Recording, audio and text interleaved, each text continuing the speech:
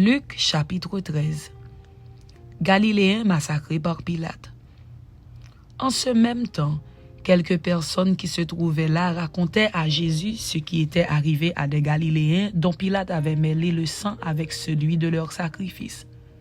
Il leur répondit: Croyez-vous que ces Galiléens fussent de plus grands pécheurs que tous les autres Galiléens parce qu'ils ont souffert de la sorte? Non, je vous le dis. Mais si vous ne vous repentez, vous périrez tous également. Ou bien, ces 18 personnes sur qui est tombée la tour de Siloé et qu'elle a tué, croyez-vous qu'elles fussent plus coupables que tous les autres habitants de Jérusalem? Non, je vous le dis. Mais si vous ne vous repentez, vous périrez tous également. Parabole du figuier stérile. Il dit aussi cette parabole. Un homme avait un figuier planté dans sa vigne. Il vint pour y chercher du fruit, et il n'en trouva point. Alors il dit au vigneron: Voilà 3 ans que je viens chercher du fruit à ce figuier, et je n'en trouve point. Coupe-le. Pourquoi occupe-t-il la terre inutilement? Le vigneron lui répondit: Seigneur, laisse-le encore cette année. Je creuserai tout autour, et j'y mettrai du fumier. Peut-être à l'avenir donnera-t-il du fruit, sinon tu le couperas. Guérison d'une femme le jour du sabbat. Jésus enseignait dans une des synagogues le jour du sabbat. Et voici, il y avait là une femme possédée d'un esprit qui la rendait infirme depuis 18 ans. Elle était courbée et ne pouvait pas du tout se redresser. Lorsqu'il la vit, Jésus lui adressa la parole et lui dit: Femme, tu es délivrée de ton infirmité. Et il lui imposa les mains. À l'instant, elle se redressa et glorifia Dieu. Mais le chef de la synagogue, indigné de ce que Jésus avait opéré cette guérison un jour de sabbat, dit à la foule: Il y a 6 jours pour travailler. Venez donc vous faire guérir ces jours-là, et non pas le jour du sabbat. Hypocrite, lui répondit le Seigneur, est-ce que chacun de vous, le jour du sabbat, ne détache pas de la crèche son bœuf ou son âne pour le mener boire? Et cette femme, qui est une fille d'Abraham et que Satan tenait liée depuis 18 ans, ne fallait-il pas la délivrer de cette chaîne le jour du sabbat? Tandis qu'il parlait ainsi, tous ses adversaires étaient confus et la foule se réjouissait de toutes les choses glorieuses qu'il faisait. Parabole du grain de sénévé et du levain. Il dit encore: À quoi le royaume de Dieu est-il semblable? Et à quoi le comparerai-je? Il est semblable à un grain de sénévé qu'un homme a pris et jeté dans son jardin. Il pousse, devient un arbre, et les oiseaux du ciel habitent dans ses branches. Il dit encore: À quoi comparerai-je le royaume de Dieu? Il est semblable à du levain qu'une femme a pris et mis dans 3 mesures de farine pour faire lever toute la pâte. La porte étroite. Jésus traversait les villes et les villages, enseignant et faisant route vers Jérusalem.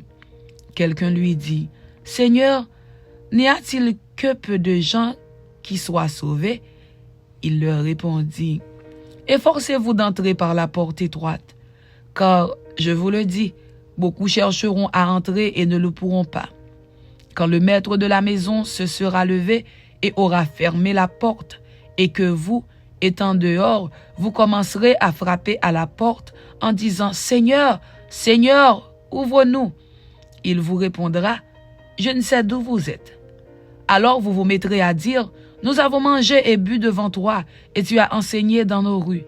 Et il répondra: Je vous le dis, je ne sais d'où vous êtes. Retirez-vous de moi, vous tous, ouvriers d'iniquité. C'est là qu'il y aura des pleurs et des grincements de dents, quand vous verrez Abraham, Isaac et Jacob et tous les prophètes dans le royaume de Dieu et que vous serez jetés dehors. Il en viendra de l'Orient et de l'Occident, du Nord et du Midi, et ils se mettront à table dans le royaume de Dieu. Et voici, il y en a des derniers qui seront les premiers, et des premiers qui seront les derniers. Hostilité d'Hérode, crime et châtiment de Jérusalem. Ce même jour, quelques pharisiens vinrent lui dire: Va-t'en, pars d'ici, car Hérode veut te tuer. Il leur répondit: Allez et dites à ce renard: Voici, Je chasse les démons et je fais des guérisons aujourd'hui et demain, et le troisième jour, j'aurai fini. Mais il faut que je marche aujourd'hui, demain et le jour suivant, car il ne convient pas qu'un prophète périsse hors de Jérusalem. Jérusalem, Jérusalem, qui tue les prophètes et qui lapide ceux qui te sont envoyés. Combien de fois ai-je voulu rassembler tes enfants comme une poule rassemble sa couvée sous ses ailes, et vous ne l'avez pas voulu. Voici, votre maison vous sera laissée, mais je vous le dis, vous ne me verrez plus jusqu'à ce que vous disiez, béni soit celui qui vient au nom du Seigneur.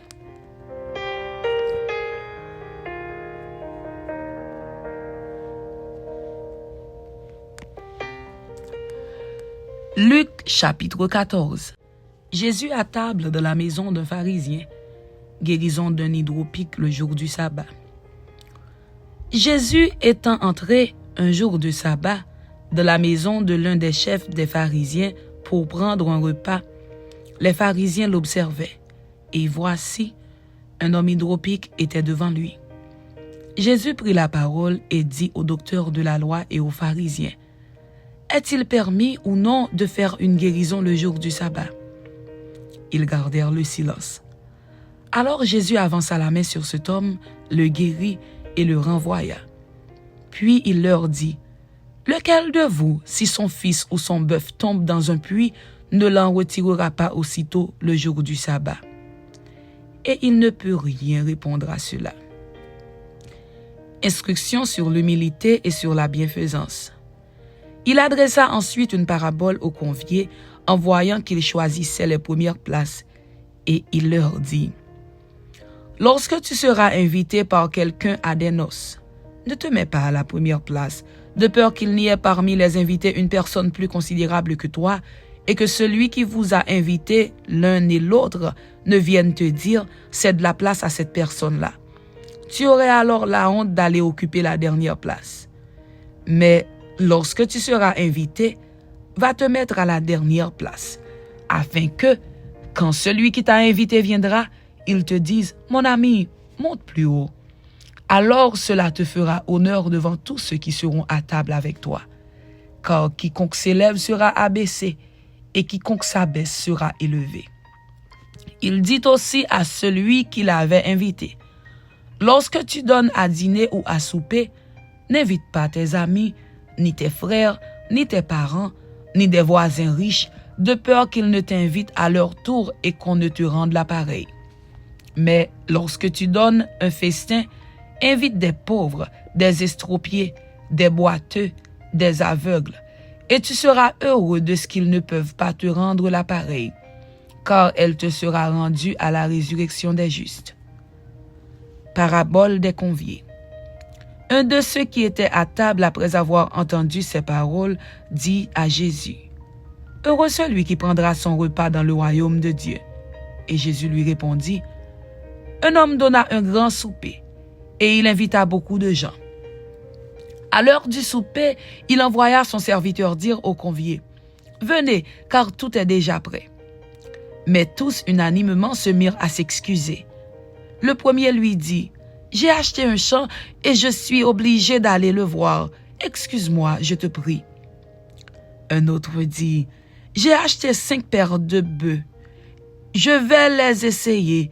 Excuse-moi, je te prie. » Un autre dit, « Je viens de me marier et c'est pourquoi je ne puis aller. » Le serviteur, de retour, rapporta ces choses à son maître. Alors, le maître de la maison irrité dit à son serviteur, « Va promptement dans les places et dans les rues de la ville et amène ici les pauvres, les estropiés, les aveugles et les boiteux. » Le serviteur dit, « Maître, ce que tu as ordonné a été fait et il y a encore de la place. » Et le maître dit au serviteur, « Va dans les chemins et le long des haies, et ce que tu trouveras, contrains-les d'entrer, afin que ma maison soit remplie. Car je vous le dis, aucun de ces hommes qui avaient été invités ne goûtera de mon souper. » Condition à remplir pour être disciple de Jésus. De grandes foules faisaient route avec Jésus. Il se retourna et leur dit, « Si quelqu'un vient à moi, Et s'il ne hait pas son père, sa mère, sa femme, ses enfants, ses frères et ses sœurs, et même sa propre vie, il ne peut être mon disciple. Et quiconque ne porte pas sa croix et ne me suit pas, ne peut être mon disciple. Car lequel de vous, s'il veut bâtir une tour, ne s'assit d'abord pour calculer la dépense et voir s'il a de quoi la terminer, de peur qu'après avoir posé les fondements, il ne puisse l'achever et que tous ceux qui le verront ne se mettent à le railler. Et en disant, cet homme a commencé à bâtir et il n'a pu achever. Ou quel roi, s'il va faire la guerre à un autre roi, ne s'assit d'abord pour examiner s'il peut, avec 10 000 hommes, marcher à la rencontre de celui qui vient l'attaquer avec 20 000. S'il ne le peut, tandis que cet autre roi est encore loin, il lui envoie une ambassade pour demander la paix. Ainsi donc, quiconque d'entre vous ne renonce pas à tout ce qu'il possède ne peut être mon disciple. Le sel est une bonne chose, mais si le sel perd sa saveur, avec quoi l'assaisonnera-t-on? Il n'est bon ni pour la terre, ni pour le fumier. On le jette dehors. Que celui qui a des oreilles pour entendre, entende. Amen. C'était Luc chapitre 13 et Luc chapitre 14. Que Dieu vous bénisse. Amen.